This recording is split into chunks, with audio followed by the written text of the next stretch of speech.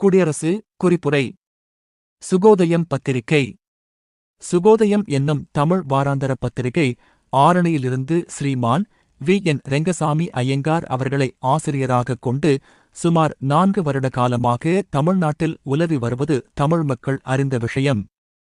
அப்பத்திரிகையின் ஆசிரியர் யாதொரு ஊதியமும் இல்லாமல் கௌரவ ஆசிரியராய் இருந்து கொண்டு குறைந்த சந்தாவாகிய வருடம் ரூபாய் 280 வீதம் ஏழைகளும் படிக்கும்படியான கவலையின் பேரில் எவ்வளவோ கஷ்டநிஷ்டங்களுக்கிடையில் நடத்தி வந்திருப்பதை தமிழ் மக்கள் பாராட்டாமலிருக்க முடியாது. அதனுடைய ராஜ்ய கொள்கைகள் தமிழ்நாட்டில் உள்ள மற்ற பெரும்பான்மையான பத்திரிகைகள் போல் காற்றடித்து பக்கம் சாயாமல் ஒரே உறுதியாகவே இருந்து வந்தது மற்றுமோர் பாராட்டத்தக்க விஷயம்.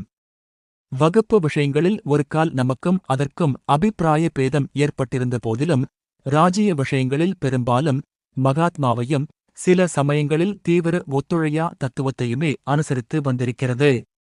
அவ்வித பத்திரிகை இது சமயம் சென்னை பிரசிடென்சி மாஜிஸ்திரேட் கோர்ட்டுக்கு ஒரு வழக்கில் இழுக்கப்பட்டு பத்திராதிபர்களின் உரிமைக்கும் சுயமரியாதைக்கும் பங்கம் வரத்தக்க மாதிரியில் கஷ்டப்படுத்தப்பட்டு வருகிறது.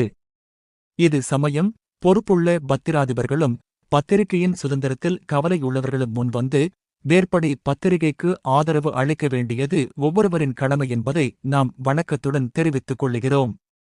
சுகோதயம் பாதுகாப்பு நிதிக்காக நம்மால் கூடிய ஓர் சிறுதொகையாகிய 10 ரூபாய் என்று அனுப்பியிருக்கிறதை பத்திராதிபர் அன்புடன் ஏற்றுக்கொள்ள வேண்டுமாய் கேட்டுக்கொள்கிறோம். சுகோதயம் பத்திரிகைக்கு வெற்றி உண்டாகுக.